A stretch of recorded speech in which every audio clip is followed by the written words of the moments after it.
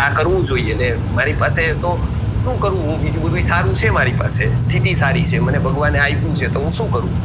તો મને આ મિશન આપ્યું કે આપણે આયુર્વેદને જે ડિસેન્ટ્રલાઇઝ થયું છે યુનિવર્સિટીમાં. તમે વિચાર કરો, ભારતની આટલી મોટી વસ્તી, તમારે આયુર્વેદ શીખવું હોય સપોઝ, બરાબર છે, આજે તમને ઈચ્છા હોય કે હું મારા ઘર પ્રત્યે બાળકને માટે કે મારા ઘરને સ્વસ્થ રાખો, કેમ કે જો મહિલા સ્વસ્થ નહીં રહે ને તો આખું ઘર ડિસ્ટર્બ રહેશે. કરોડોપતિ કેમ નથી, જો એક મહિલા સ્વસ્થ નહીં હોય, કેમ કે મહિલાનું સ્વાસ્થ્ય છે ને એ કેન્દ્ર બિંદુ છે. એટલે મહિલાને સ્વસ્થ રાખવા માટે પેલું જ એને જ્ઞાન નથી કે જે મેન્સિસ આવે છે ત્યારે 3 દિવસ એને શું ન કરવું અને શું કરવું. બરાબર, આ એક જ પાયાની ભૂલથી આજે સિસ્ટ, ફાઇબ્રોઇડ્સ, ગર્ભાશયના રોગો અને ઇનફર્ટિલિટીની સમસ્યાઓ છે.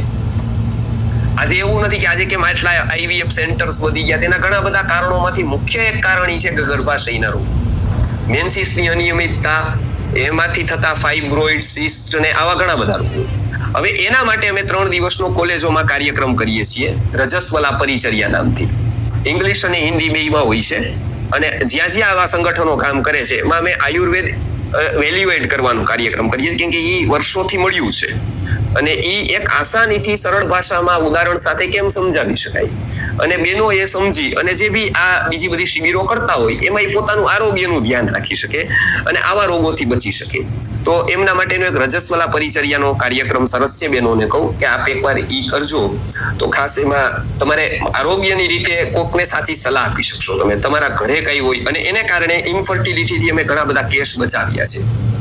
બીજી વાત કરું, હું હમણાં ટાઈપ 1 ડાયાબિટીસનો કાર્યક્રમ હતો, એમાં કમલનયનભાઈ સોજીત્રા ફાલ્કન ગ્રુપ વાળા જેમને મને ઇન્વાઇટ કર્યો હતો ત્યાં, કે એમના પ્રત્યે પણ ભાવના મારી છે. એટલે ટાઈપ 1 ડાયાબિટીસની ટોટલ દવા જેટલી થાય, જેટલા બાળકોને આયુર્વેદિક દવા લેવી હોય, જે ઇન્સ્યુલિન આધારિત છે ડાયાબિટીસ, તો આયુર્વેદ એમાં સારામાં સારું પરિણામ આપે છે. તો અમે એમને ફ્રી ઓફ ચાર્જ ઘણા બધા બાળકોને અત્યારે પ્રોવાઈડ કરીએ છીએ કે જે લોકોની ભાવના છે કે દવા લઉં અને આયુર્વેદ ઉપર શ્રદ્ધા રાખીને કંઈક એ કરી શકે, કેમ કે એ તમે જોવો તો એની જિંદગી જ કેવી કોમ્પ્લિકેટેડ છે. તમે એકવાર ટાઈપ 1 ડાયાબિટીસના બાળકો કદાચ ન જોયા હોય તો જોજો, એટલે તમને સમજાશે કે સ્વાસ્થ્યનું મહત્વ કેટલું હોય આપણા જીવનમાં. એટલે એ મંજુબેને જેમ વાત કરી એમ ખાસ કરીને અત્યારે એક મહત્વના વિષય ઉપર હું ખૂબ વાત કરું છું કે એ છે કે આપણે ગર્ભમાંથી 70 to 80% રોગો થતા હોય છે. સક્ષમ સંસ્થા સાથે જ્યારે જોડાણ થયું, મારું પ્રવચન ત્યાં રાખ્યું હતું હમણાં 3 અઠવાડિયા પહેલા કાર્યક્રમ હતો રવિવારનો 13 તારીખનો, તો એમાં એ 5 કરોડ કદાચ આજે ભારતમાં અંધ અને બધું થઈ અને 21 પ્રકારની અપંગતા વાળા 4 કરોડ 98 લાખ બાળકો છે. મને ખાલી અંધોની સંખ્યા કઈક ખબર હતી તો એ બધા જ પ્રકારની બ્લાઇન્ડનેસ લગભગ 61 લાખ લોકો, હા, ટોટલ 21 પ્રકારની દિવ્યાંગતા છે.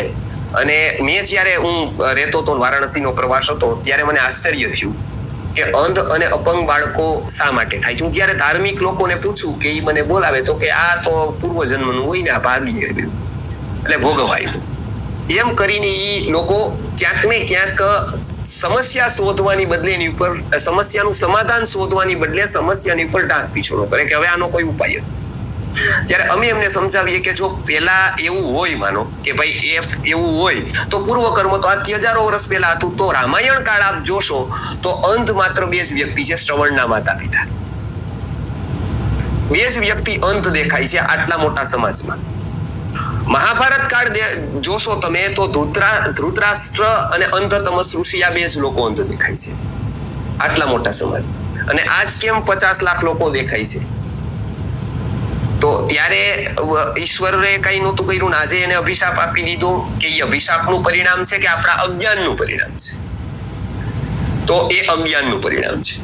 હવે એ અજ્ઞાનનું પરિણામ કેટલા બધા જગ્યાએ અમે જોયું કે આ ઘણી બધી વસ્તુઓનું આપણે પાયાનું જ જ્ઞાન નથી, અને સમાજના લોકોએ આ વાત પેલા કરવી જોઈએ. જે લોકો આગેવાનો છે, જે લોકો કઈક સમજ આપે છે, જે લોકો કઈક મુવમેન્ટ ચલાવે છે, તો એ ક્યાંક ને ક્યાંક નિશ્ચિત થઈ છે આપણે. એટલે એને ગર્ભમાં શું કરવું શું ન કરવું, ખાસ મંજુબેને કીધું કે અમે એક એના માટે અમે એમ કહીએ છીએ કે બીજું તમે કાંઈ ન કરો. અમારી સંસ્થામાં ઘી અમારું, સામગ્રી અમારી, ઔષધિ અમારી, તમે ખાલી ગર્ભ સંસ્કાર કરાવવા માટે લોકોને મૂકો. બરાબર, એકવાર એ 3 ગર્ભ સંસ્કાર સેશન સાથે કરશે એટલે કમસે કમ એ જે ઘરે ભૂલ કરે છે ને એ ભૂલ એ નહીં કરે, એનું પુણ્ય તમને મળશે. માનો એક અંધને તમે પ્રધાનમંત્રીનું પદ આપી દો, એક અંધને તમે પ્રધાનમંત્રીનું પદ આપી દો, કે એક અપંગને તમે પ્રધાનમંત્રીનું રાષ્ટ્રપતિનું પદ આપી દો, લાખો રૂપિયા આપી દો, એ વધારે આનંદની વાત છે કે એ અંધ જ ન થાય એ વધારે આનંદની વાત છે? જે એની મિસિંગ છે ને એ તમે કોઈ ભૌતિક વસ્તુથી નહીં પૂરી કરી શકો. એને જે ખોટ છે ને એ આપણે